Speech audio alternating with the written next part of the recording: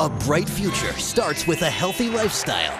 Good nutrition and physical activity are fuel for your child's mind and body. Attaboy, Pinot. And the food pyramid will help you find the right balance. Just remember, every color, every day. Nothing can stop me now. Eat right. Here's an apple. Be active. Come on, I'll race you home. Make it balanced. This calls for a celebration. A healthy lifestyle can lead to great things for your child. Visit mypyramid.gov to learn more.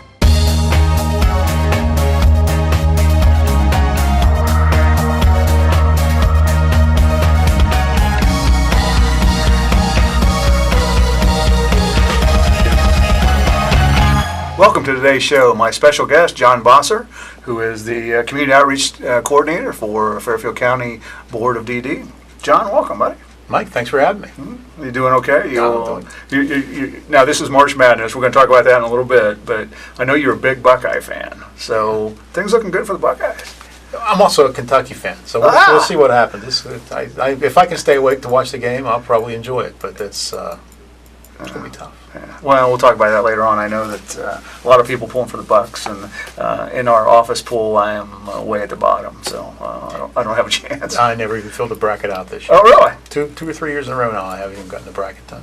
I won ours last year, Did so you? this year I'm taking one for the team. So. Well, then you can take us to lunch today. Yeah, absolutely. First, talk about name change.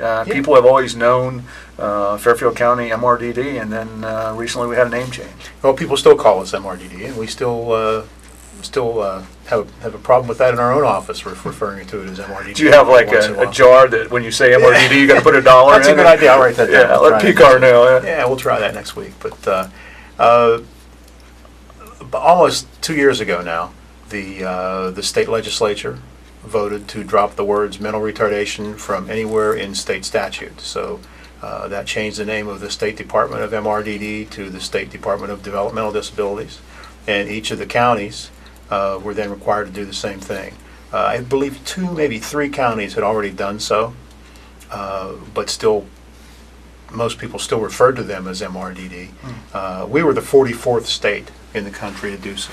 So we were a little behind the times, but there's a movement, especially this month, back on March 2nd, was an spread the word to end the word campaign, where there's a movement to drop the word, to stop using the word retard or retardation whenever you can, because it's become such a natural part of a lot of people's language. Right. To anybody who does something that they don't agree with, oh, that's just retarded. Well, our industry, the folks that we serve are offended by that, so we're doing whatever we can to kind of change that perception. Just real quick, take us through what Fairfield County. Can't do much of anything real quick. Yeah, anymore, I know. Let me know. We'll change chairs. Okay. Just take us through what DD does. I know a lot of people. I've been there. I've been to the operations. I've been to Blue Shoe and all those. But just take us through the operations. I know we came out to visit about a year ago, and your enrollment, your clientele has really expanded. Yes, we actually we've more than doubled in the last 10 years or so. Back in 1999, which is when John PCAR first joined our agency as superintendent, we had 385 people that we served, both children and adults throughout the county. Now that number's up over 950. Our agency goes back to 1967. Again, it was created by state legislature back in 1967. There are 88 counties, or 88 county boards of DD for each one in each of the counties in the state. And we provide services for exactly what it says, people with developmental disabilities. So both children and adults. We have a very rapidly growing Birth to 3 program, which is self-explanatory for kids under 3. Most of those referrals come through either doctors that would either notice a disability or think a child is at risk for having a delay in his or her development. So our therapists begin working with those kids at a very early age, and a lot of times, by the time they get through that program, they no longer need services. Now, some of them, of course, do. So we have. What's the earliest age that they start with? Like 3 months, or 6 months? Well, birth really. I mean, if a child definitely has like a physical disability, such as spina bifida or cerebral palsy, they'll start working with that child right away. Sometimes, especially things or conditions on the autism spectrum, aren't noticeable until a child begins to develop a not quite up to par with his or her peers. Then they may do some testing and say, well, yeah, we think this child has autism, and then they'll kind of move them in. And that's the same with some other cognitive disabilities. But we have our own preschool, as well as have children that go to other preschools. And we have our own school, Forest Rose School. And then we have a lot of kids that we serve that are in public schools. That movement kind of started probably 10, 15 years ago, and continues to be the choice of most parents. But some parents still choose to have their children come to our school, Forest Rose School. So when you say public school, they attend a public school and then they also take classes at Forest Rose? No. There are students that are enrolled in classes at Forest Rose School, but then we also have a lot of kids that are part of our program that we provide services to, especially through when we give their parents help with IEPs and things like that. We work closely with all the school districts in the county. Most of the children in the county who have disabilities are in special education programs. If you're just tuning in today, my special guest is John Busser, the Community Outreach Director for Fairfield County DD. And we've been talking about youth, but you also get involved with adults too. Yes, we have our primary program is based at the Opportunity Center on Coon Path Road. We have several habilitation rooms there. On any given day, there are about 180, 190 people that come to that facility. Some work, and some just come for life skills development and things like that. We also have a very active seniors group that does a lot of outings, and they'll play in a chair volleyball league against folks from Olive Dale and other senior centers throughout the county. It's a lot of fun. The health department coordinates that volleyball league. But we also have community employment that's based at that building. When I first started at the agency 6 years ago, there were maybe 35 people that were working out in the community at various jobs. Now there are well over 80, and that's probably our fastest growing program right now. Last year, of the adults that transitioned from high school age into school or into adulthood through our program, 75% of them chose to go the route of community employment and move into community jobs. We've had a number of grant programs where we tried to leverage some money that was available to us to do some training and to get people involved in internships that then turned into paid positions. So that's really one of our main focuses. And it needs to be pointed out too, you had a levy, it's been some time ago, and obviously you have a very good financial model. And you know what you've accomplished with those dollars, and of course state budgets and federal budgets and all those things change, but you guys have been very productive. We have. As we've grown, I mean, we talked about that exponential growth. 5 years ago, we were probably in the 600 range of people that we serve, maybe closer to 700. So I mean, we've gained a couple hundred people just in the last 4 or 5 years alone. The last levy that we passed was in 2005, in the fall of 2005. And that replaced two 1 mil levies that were passed in 82 and 87. So we're now collecting money on a levy that passed in 98, and then another one that passed in 2005. And back then, we figured we would be able to go 5 years. That seems to be the levy cycle for agencies such as ours. We usually need to go back to the voters every 5 years or so. We've already stretched that out to 6 or 7. We don't expect to be on the ballot again until sometime in 2012, maybe even in 2013. And a lot of that is very sound fiscal management. We're very conservative when it comes to spending our money, even though we are growing. So it's kind of you would think it would kind of contradict itself, but what we do is we try to leverage as much as we can in grant money and in federal money to be able to put on the programs and provide the supports that we do. Now, if people want to come through and do an open house or a tour, I know I've been through Blue Shoe Arts and I've been through some of the other things that are there. Call you, what should they do? Yeah, they can call me. My phone number is 652-7220.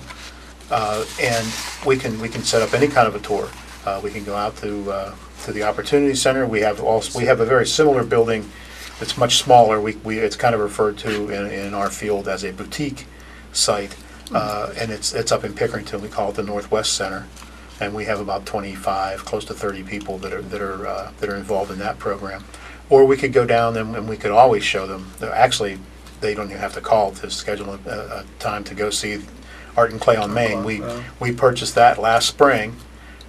Purchased that business from Becky Hajost, and have since moved Blue Shoe Arts into that facility.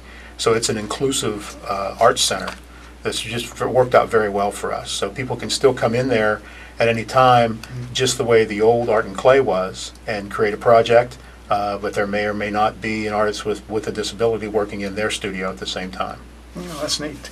I know that in the last couple of years, you've developed an awards program that's going to be coming up. And talk a little bit about that. I know it's a great program, and there's a lot of audience for that. Right. We call it the Celebration of Possibilities. The first one we had was in 2009. So this is our third annual year. We hold it at the Liberty Center. It'll be March 31st. At 6 p.m. is our dinner, and then the awards program will start about 6:45. This year, our kind of keynote, it's not a keynote speaker this year. We started out with Archie Griffin, which was tremendous. Last year was Tom Moe, who has since become the State Director of Veterans Affairs. Right. This year, we're celebrating expression.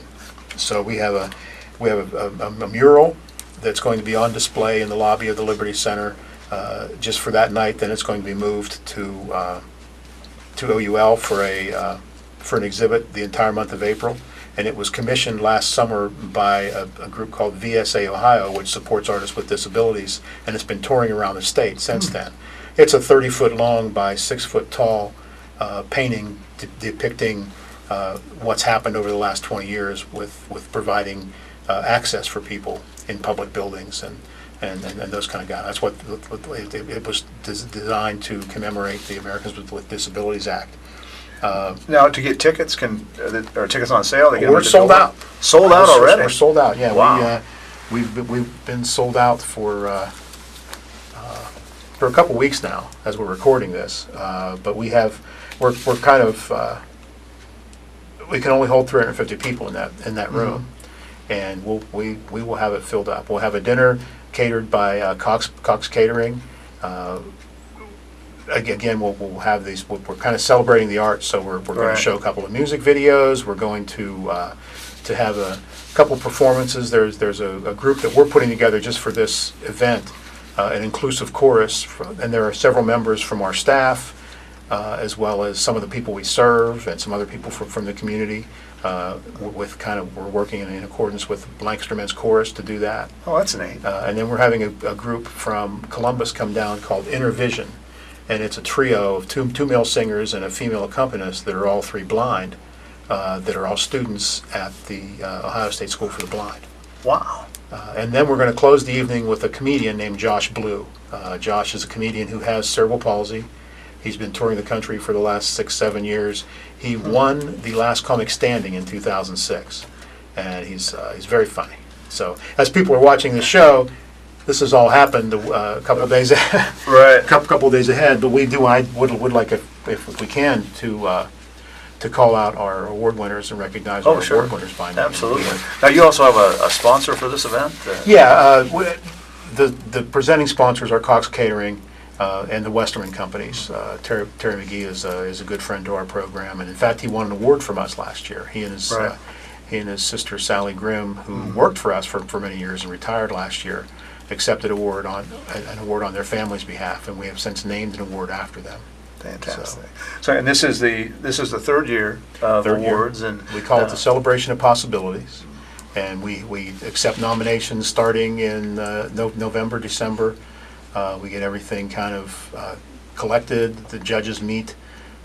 So are these nominations from the community to you, or anyone? Okay. Yeah, and it's always available on our website, which is fairfielddd.com. There's also a ton of information on there.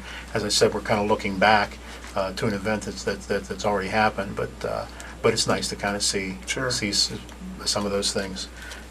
we give an award to an individual that we serve, and we named that after a young lady named Deanna Kerwin, who was the first recipient back in, I believe it was 2000, to receive a micro enterprise grant to start her own business. So she owned her own business, and she passed away, I believe, in 2007. So we named that award after her, and that's going to a gentleman named Bob McMaster. Bob had worked in our sheltered workshop on Coon Path Road, and now works out at Ohio University Lancaster in the zone, in the food service operation. Great food at the zone. It's great food. He's done a great job out there. We're very proud of Bob. Our Vision Award is presented to a business or organization that promotes the concepts of inclusion and self-determination. And this year, Tony Fortcamp, he's a member of the Lancaster Kiwanis Club, and Linda McDonald from Social. Worked together very hard to get a Action Club chartered. Action Club is kind of like a key club for adults with disabilities, and they do the same kind of things. They do community service projects. They've helped the Kiwanis Club with their pancake breakfast. They've helped them do their annual, or I think it's a biannual cleanup at Rising Park. They've done a couple of food drives and some other things like that.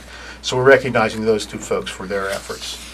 Our Commitment Award goes to a person who represents a business or organization that does the same kind of thing, that promotes inclusion and the concepts of self-determination. And Greg Russell from Tiki Lanes is receiving that. For years now, Tiki Lanes has allowed people with disabilities to come out there and bowl for free. And our Special Olympics program is always bowl for free out there. We have over 80 bowlers now. And you have quite an event for bowlers. Ohio State football players come down and bowl. Yeah, we did that a couple years ago. Right. Jimmy Cordell put that together as a community service Brought a project. bunch of friends, if I remember right. Yeah, we had, I think there were 45 Buckeyes. Wow. From 2 years ago, from Jimmy's senior year, and each Buckeye had a lane, and we had each lane sold out, and there was a team of 5 bowlers with each Buckeye, and raised about $15,000, $16,000 for Special Olympics. And that's part of Greg Russell's commitment to the community. Exactly.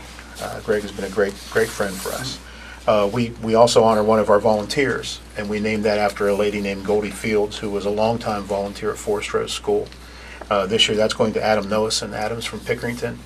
And he's been volunteering there at Forest Rose School now for 2 years. I know you know Dave Maciosi. Yeah, he's our adaptive physical education instructor, and Adam is kind of his assistant. He helps with get the gym prepared for phys ed class. He helps in the swimming pool. They have a great therapy pool out there, which I wish I had a key for sometimes so I can go down. I know. It's amazing. They keep it at about 100 degrees or maybe a little warmer, and it just does tremendous things for our students who have muscle spasticity issues. That's hard to say, spasticity. No, you did a great job. I try.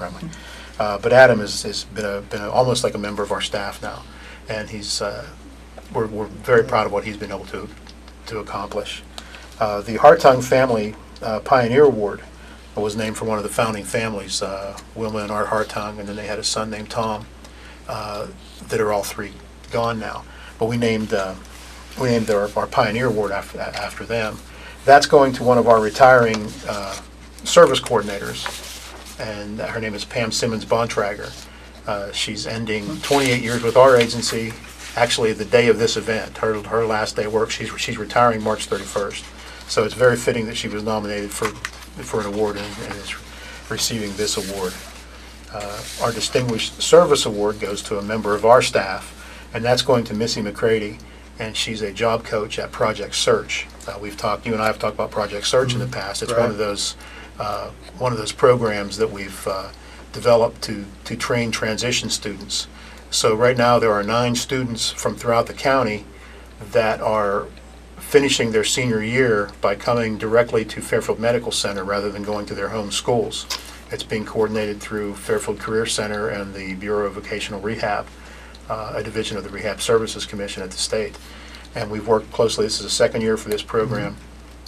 Basically, they spend about an hour or so working on soft skills in a classroom setting with a classroom instructor, a special education teacher, And then they spend the rest of their day out working in internships, working in departments in the hospital. Oh, that's neat. So there were 6 people that participated last year. 4 of them are now working at the hospital. So it's a wonderful program. And Missy McCready works with those folks as their job coach. The final award is it's the McGee Family Inspiration Award, which we named after Terry McGee and his family for everything that they've done to help us establish services in the county. And that's going to Gary Barstow. Gary works at Pickerington City Schools now through their education department, or for their special education department. His primary purpose, excuse me, is to find jobs, work study jobs for students with disabilities, and he has just been a great asset for us. Well, congratulations to all the winners. I know that they should all be very proud of the event, and I know that a lot of their hard work. I know a lot of those people that are getting awards, and they're all very well deserving of those awards. And I know that in addition to they'll be receiving a plaque, or they'll be receiving. It's not a custom made. But it's an obelisk. It's a clear lucite obelisk that has a star in its shape at the top, and it tapers up to the top. It's a very, very nice award. And again, that's coming up on March 31st. Is that correct? And again, congratulations to all those award winners. And the other thing we do there is we recognize all of our business partners. We have a banner with each entity that we partner with, whether it's someone who has someone working for them with a disability through community employment, or I know we recognize Lancaster Rotary. They put on a Christmas dinner, Christmas luncheon and program for Forest Road School every year. We recognize them. So anyone that we partner with, we recognize them with the banner. We originally started this program out as a fundraising program instead of a fundraising program. Right. So we're not in it to make a lot of money. Everything that we make for this just goes right back into the program so that we can make it bigger. And we try to put on a first-class show. Right. It's a great program, and again, congratulations to all those winners, and it'll be interesting to watch that night. Now, we do videotape that, and that if you look at the schedule for Lancaster Schools Network, that will appear a couple times, probably over the next week or two. So are you going to be the master of ceremonies? Or No. John Picar is the master of ceremonies Picar is this going year. to be, okay. He's done this the last couple of years. Oh. We have the director of the Department of Disabilities coming down from the state to help present one of our awards, and it's a neat program. Congratulations to all the winners. This is March Madness. Yes. We talked earlier about the Buckeyes, but you've got a basketball team that's done very well. Yes, they have. They made their this is their 4th straight appearance in the Final Four. They lost in the semis in 2008 and lost in the final game in 2009, and then they won last year, and now they moved up a division. The way it works is, and the team that they lost to both of those years, they lost to them twice this year, Madison County, and they're now Madison County is also in the Division I Final Four. Right. Now, there were some games at Amanda High School. Right.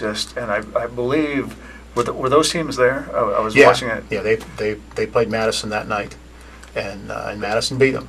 There were some big boys on Madison, if I Well, they remember have right. good, very, very good team, and Yeah. then we have a pretty competitive team too. We have probably a 6'6", 6'7" center, a guy who used to play volleyball. He never played basketball before 4 years ago. He's from Amanda.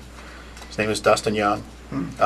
Very good Special Olympics volleyball player, and they got him to come out and play basketball. And that first year or so, he blocked a lot of shots, but it looked every one of them looked like he was spiking a volleyball.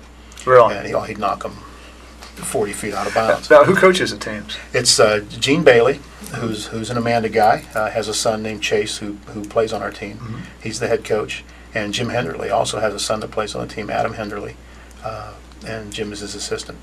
And this year they're competing in Division II, having won the Division III state championship last year. So if you win, if you win the division, you got to move up. So that's why Madison County is kind of their nemesis. They moved up to Division II the first year, and then they moved to Division I last year. So they're in Division I now. Yeah. I did watch the game. Again, it was at Amanda, and one of the players knocked another player down, and they ran over and picked them up, which was a little bit different than normally somebody stands over the top of you. Well, yeah, the spirit of sportsmanship is really Right. alive in Special Olympics basketball. Now these guys are out there to win. And Sure. They'll be disappointed if they don't win. Yeah. But they're in it to have fun, and they the coaches and the entire program really stresses having fun over winning. But winning is a lot more fun than losing. Oh, sure. Yeah. So they were, as we were taping this, they haven't played yet, but Right.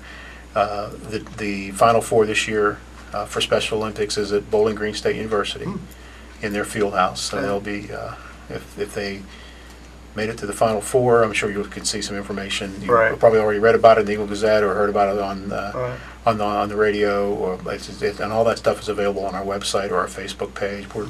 We're trying to get with the times and really be get into social media. I know there's a lot of stuff going on out there, and fortunately we just almost out of time. But Final Four, I know you said you didn't do a bracket, but I know you got the Buckeyes there. Yeah, I'm still pulling for the Buckeyes to Championship game, prediction on the score. I mean, I can't even come close to that. I'm just going to watch it and relax. Now when you watch, do you watch? I mean, can you watch and the game, or are you like, oh, that's horrible, what a terrible call, or are you just kind of? I would never, ever criticize an official in any sport. Unlike you, of course.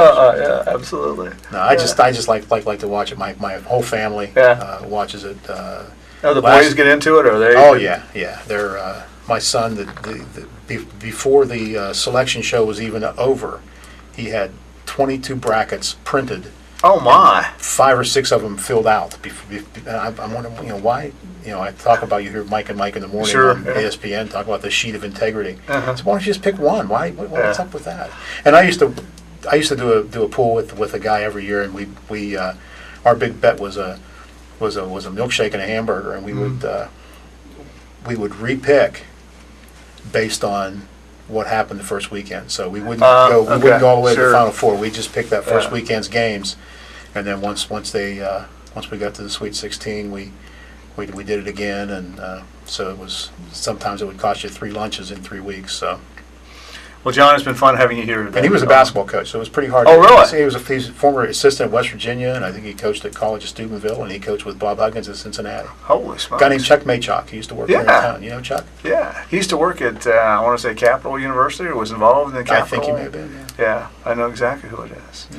Well, again, it's been fun having you on today and talk a little bit about what's going on at Fairfield County Board of Developmental Disabilities, and keep up the good work. And, I'm sure we're going to see you around town someplace. And, just again, thanks for coming on. Well, thanks for having me, and congratulations on the new show. Thanks. Thanks for watching Lancaster Perspectives. I'm Mike Miller. Remember, until we meet again, let's make a difference.